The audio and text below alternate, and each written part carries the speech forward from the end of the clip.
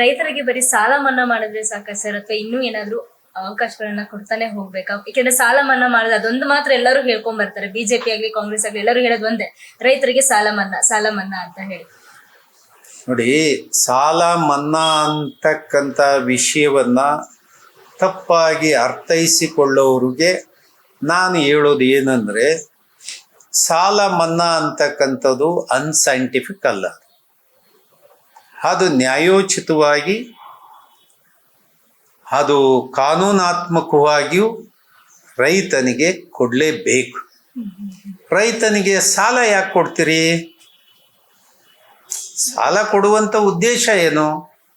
ಸಾಲ ಕೊಡ್ತಕ್ಕಂಥದ್ದು ರೈತನ ದೇಶದ ಆಹಾರ ಉತ್ಪಾದನೆ ಮಾಡ್ಲಿಕ್ಕೆ ಸಾಲ ಕೊಡ್ತೀರಿ, ಹೌದಲ್ಲ?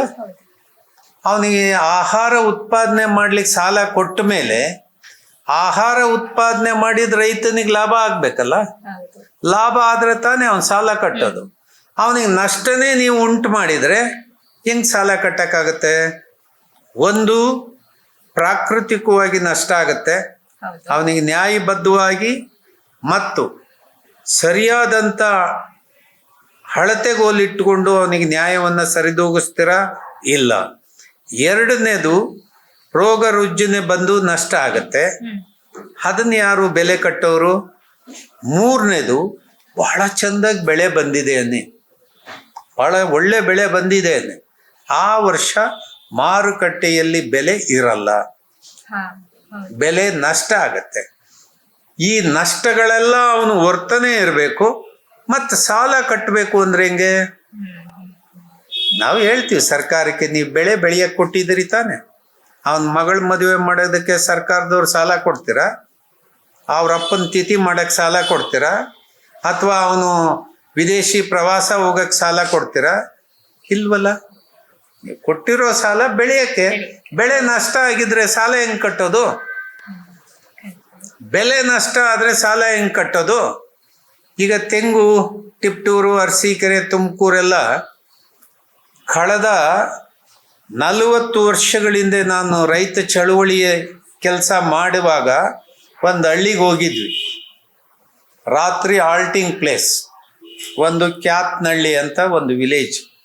ಆ ರೈತ ಕರ್ಕೊಂಡೋಗಿ ತೋರಿಸಿರು ನಮಗೆ. ನೋಡಿ, ಇವರು 3 ಟ್ರ್ಯಾಕ್ಟರ್ ತಂದಿದ್ದಾರೆ ಅಂತ ಹೇಳಿ. ಅವ್ರ ಸಂತೋಷದ ವಿಷಯ ಅದು ಅವತ್ತು ಆ ಹಳ್ಳಿನಲ್ಲಿ. ಒಬ್ಬ ರೈತ 3 ಟ್ರ್ಯಾಕ್ಟರ್. ಹೊರೆ ನಾನು ಕೇಳಿದೆ, 3 ಟ್ರ್ಯಾಕ್ಟರ್ ಅವಶ್ಯಕತೆ ಏನಿದೆ? ಯಾಕೆ ತಂದ ರೈತ 3 ಟ್ರ್ಯಾಕ್ಟ್ರು ಅಂತ ಹೇಳಿ. ಇಲ್ಲ, ನೋಡೋಣ ಬರ್ರಿ ಹೊಸ ಟ್ರ್ಯಾಕ್ಟರ್ಗಳು ಹೆಂಗಿರುತ್ತೆ ಅಂತ ಹೇಳಿ ಹೋಗಿ ನೋಡಿದ್ವಿ. ನೋಡಿದ್ಮೇಲೆ ಆ ರೈತ ಹೇಳ್ದ, ಸ್ವಾಮಿ ಕೊಬ್ಬರಿ ರೇಟ್ ಜಾಸ್ತಿ ಆಗ್ಬಿಡ್ತು, ಅದಕ್ಕೆ 3 ಟ್ರ್ಯಾಕ್ಟರ್ ತಗೊಂಬಂದಿದ್ದೀವಿ ಅಂತ. ಅಂದರೆ 3 ಟ್ರ್ಯಾಕ್ಟರ್ ಅವಶ್ಯಕತೆ ಇಲ್ಲ, ಕೊಬ್ಬರಿ ರೇಟ್ ಜಾಸ್ತಿ ಆಯ್ತು. ಅವು ಎಷ್ಟಾಯ್ತು ಅವತ್ತು ಕೊಬ್ಬರಿ?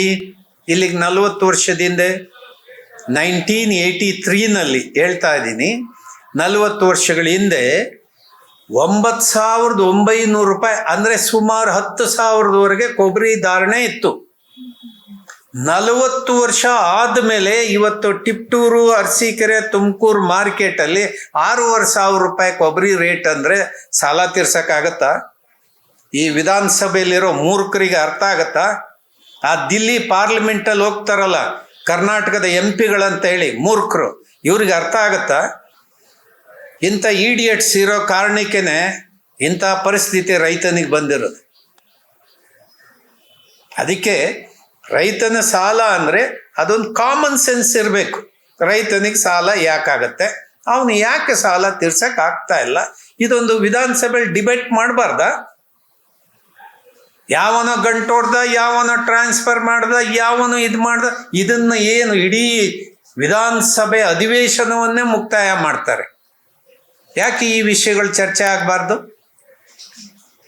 ಇದು ಇಂಪಾರ್ಟೆಂಟ್ ವಿಷಯಗಳು. ಇದು ಅರ್ಥ ಮಾಡಿಕೊಂಡು ಸಮಾಜ ಹೆಂಗ್ ನಡೀತಾ ಇದೆ ಅನ್ನೋದ್ರ ಕಡೆ ದೃಷ್ಟಿ ಇರಬೇಕು. ಸೊ ರೈತರ ಮಕ್ಕಳಿಗೆ, ರೈತ ಅವರು ಅಲ್ಲೇ ಹಳ್ಳಿಲಿ ಕೆಲಸ ಮಾಡ್ತಿದ್ದಾರೆ ಅಂದ್ರೆ ಯಾರು ಹೆಣ್ಣುಗಳನ್ನ ಕೊಡಲ್ಲ ಅಂತ ಹೇಳ್ತಾರೆ. ಸೊ ಆ ವಿಷಯಕ್ಕೆ ಸಂಬಂಧಪಟ್ಟಂತೆ ನೀವೇನ್ ಹೇಳ್ತೀರಾ ಅದಕ್ಕೆ? ಹೌದು, ಹಳ್ಳಿಗಳಲ್ಲಿ ಅದು ಚರ್ಚೆ ನಡೀತಾ ಇದೆ. ಯಾಕೆ ಅಂದರೆ ನಮ್ಮ ಹಳ್ಳಿನಲ್ಲಿ ಹೆಂಗಿದೆ ಪರಿಸ್ಥಿತಿ ಅಂದರೆ, ಈ ಬೆಂಗಳೂರು ಪೇಟೆಯಲ್ಲಿ ಯಾವುದೋ ಒಂದು ಮನೆ ಮುಂದೆ ಸೆಕ್ಯೂರಿಟಿ ಕೆಲಸ ಮಾಡೋವನಿಗೂ ಕನಿಷ್ಠ 10,000-15,000 ರೂಪಾಯಿ ಸಂಬಳ ಕೊಡ್ತಾರೆ. ನಮ್ಮ ಹಳ್ಳಿ ಉತ್ಪನ್ನದಲ್ಲಿ ಲಾಭ ಆಗ್ತಾ ಇಲ್ಲ. ಆ ಕಾರಣಕ್ಕೆ ಹಳ್ಳಿಯಿಂದ ಬಹಳ ದೊಡ್ಡ ಪ್ರಮಾಣದಲ್ಲಿ ನಮ್ಮ ಹಳ್ಳಿ ಮಕ್ಕಳು ಹಳ್ಳಿಯನ್ನು ಬಿಡ್ತಾ ಇದೆ. ಆ ಕಾರಣಕ್ಕೆ ಈ ಸಂದರ್ಭದಲ್ಲಿ ಆ ಒಂದು ಭಾಳ ದೊಡ್ಡ ಪರಿಣಾಮ ಹಳ್ಳಿಯ ಮೇಲೆ ಉಂಟಾಗಿದೆ. ಈಗ ಅದು ಸ್ವಲ್ಪ ಸತ್ಯಕ್ಕೆ ಸಮೀಪವೇ. ಹಾಗಾಗಿ ಸರ್ಕಾರ ಇದಕ್ಕೇನು ಮಾಡಬೇಕಂದ್ರೆ, ಗ್ರಾಮೀಣ ಪ್ರದೇಶದ ಕೃಷಿಯಲ್ಲಿ ತೊಡಗುವ ರೈತರ ಮಕ್ಕಳಿಗೆ ಒಂದು ನ್ಯಾಯಯುತವಾದಂಥ ಯೋಗ್ಯವಾದಂಥ ಲಾಭ ಬರ್ತಕ್ಕಂಥ ಒಂದು ಕಾರ್ಯಕ್ರಮವನ್ನು ತರಬೇಕಾಗತ್ತೆ. ಆ ದಿಕ್ಕಲ್ಲಿ ಮಾನ್ಯ ಸಿದ್ದರಾಮಯ್ಯನ ಸರ್ಕಾರ ಗಂಭೀರವಾಗಿ ಆಲೋಚನೆ ಮಾಡಲಿ. ಅದನ್ನು ಒಂದಿಷ್ಟು ಲಾಭದಾಯಕವಾದ ಕೃಷಿ ಅಂತ ಹೇಳಿ ಆದರೆ ಯಾರೂ ಹಳ್ಳಿಯಿಂದ ಬರೋದೇ ಇಲ್ಲ. ನೀವು ನಾವು ಎಲ್ಲ ಸೇರಿ ಮತ್ತೆ ಹಳ್ಳಿಗೆ ಹೋಗ್ಬೇಕಾಗತ್ತೆ. ಆ ದಿನ ಸಮೀಪಕ್ಕೆ ಬರ್ತದೆ. ಹೌದು, ಯಾಕೆಂದ್ರೆ ಸಾಮಾನ್ಯವಾಗಿ ನಾವು ನೋಡ್ತೀವಲ್ಲ ಎಲ್ಲರ ಹತ್ರನು, ನೀವು ರೈತರ ಅಲ್ಲೇ ವರ್ಕ್ ಮಾಡ್ತೀರಾ, ಹಂಗಾರೆ ಸಿಟಿಗೆ ಹೋಗಲ್ವಾ, ನೀವು ಸಿಟಿ ಸೆಟ್ಲ್ ಆಗಿಲ್ವಾ, ಹಾಗಾದ್ರೆ ಹೆಣ್ ಕೊಡೋದ್ ಕಷ್ಟ ಅಂತ ಹೇಳ್ಬಿಡ್ತಾರೆ. ಎಷ್ಟೋ ಸಂಪಾದಿಸ್ತೀರಾ ನೀವು ಅಂತ ಹೇಳಿ ಫಸ್ಟ್ ಆ ಪ್ರಶ್ನೆ ಬರ್ತಾ ಇದೆ ಇವಾಗ ಎಲ್ಲರ ಹತ್ರನು. ಒಬ್ರೊಬ್ರು ಹೇಳ್ತಾರೆ ಇಲ್ಲ ರೈತರಾಗಿದ್ರು ಕೂಡ ನಮಗೆ ಲಕ್ಷಾಂಗಟ್ಲೆ ದುಡ್ಡು ಬರುತ್ತೆ ಅಂತಾನು ಹೇಳ್ತಾರೆ. ಸೊ ಇದ್ರಲ್ಲಿ ಯಾವ್ದನ್ನ ನಾವು ನಂಬೇಕು? ನೋಡಿ ಅಮ್ಮ, ಅವನ ಆಸ್ತಿ ಮಾಡಿದ್ರೆ, ಮಾರಾಟ ಮಾಡಿದ್ರೆ ಲಕ್ಷಗಟ್ಲೆ ಬರ್ತದೆ, ಕೆಲವರಿಗೆ ಕೋಟಿಗಟ್ಲೆ ಬರುತ್ತೆ. ಆಸ್ತಿ ಅನ್ನೋದು ಮೂಲ ಸಂಪತ್ತಿನ ಅಥವಾ ದೇಶದ ಉತ್ಪಾದನೆಯ ಮೂಲ ವಸ್ತು. ಅದನ್ನು ಮಾರಾಟ ಆಗಬಾರ್ದು. ಈಗ ಇದ್ದಿದ್ರಲ್ಲೇ ಕೃಷಿಯಲ್ಲಿ ಲಾಭವನ್ನು ತರಬೇಕು. ಕೃಷಿಗೆ ಬೇಕಾಗುವ ಮತ್ತು ಕೃಷಿಯನ್ನು ಅವಲಂಬಿತ ಗುಡಿ ಕೈಗಾರಿಕೆಗಳು ಅಂದರೆ ಸಣ್ಣ ಕೈಗಾರಿಕೆಗಳು ಹಳ್ಳಿಗೆ ಹೋಗಬೇಕು. ಕೃಷಿಯನ್ನು ಆಧರಿಸಿ ಕೈಗಾರಿಕೆ ಆಗಬೇಕು. ಮತ್ತು ಅದರಿಂದನೇ ಸಿದ್ಧ ಉತ್ಪನ್ನಗಳು ಮಾರುಕಟ್ಟೆಗೆ ಬರಬೇಕು. ಆಗ ಕೃಷಿಯಿಂದ ಲಾಭ, ಕೃಷಿ ಕೈಗಾರಿಕೆಯಿಂದ ಲಾಭ, ಹಳ್ಳಿಯ ಯುವಕರಿಗೆ ಜೋಬು ಅವಾಗ ಜಾಸ್ತಿ ಓಡಾಡೋಕ್ಕೆ ಶುರುವಾಗತ್ತೆ. ಅಂಥ ಒಂದು ಕೆಲಸ ನಾಳೆಯ ದಿನಗಳಲ್ಲಿ ಮಾಡಬೇಕಾಗತ್ತೆ. ಅದನ್ನು ನಿರೀಕ್ಷಣೆ ಇಟ್ಕೊಂಡಿದ್ದೀವಿ, ಮಾಡೋಣ. ಇವಾಗ ನಿಮಗೆ ಬರೋದಾದ್ರೆ ನಿಮಗೆ ಸಿಟಿಲಿ ಇರೋದು ಇಷ್ಟನಾ, ಹಳ್ಳಿಲಿ ಇರೋದು ಇಷ್ಟನಾ? ನಾವು ಯಾವಾಗಲೂ ಮಣ್ಣು ಗಿಡ ಮರದ ಕೆಳಗಡೆ ಅದ್ರ ಜೊತೆಯಲ್ಲೇ ಬದುಕಬೇಕು ಅಂತೇಳಿ ನಮ್ಮ ಜೀವಿತದ ಅಂತಿಮ ಅಲ್ಲೇ ಆಗ್ಬೇಕಂತ ಆಸೆ. Super sir. ಸೊ ಕೊನೆಯದಾಗಿ ಏನ್ ಹೇಳಕ್ ಇಷ್ಟಪಡ್ತೀರಾ ನಮ್ಮ ವೀಕ್ಷಕರಿಗೆ?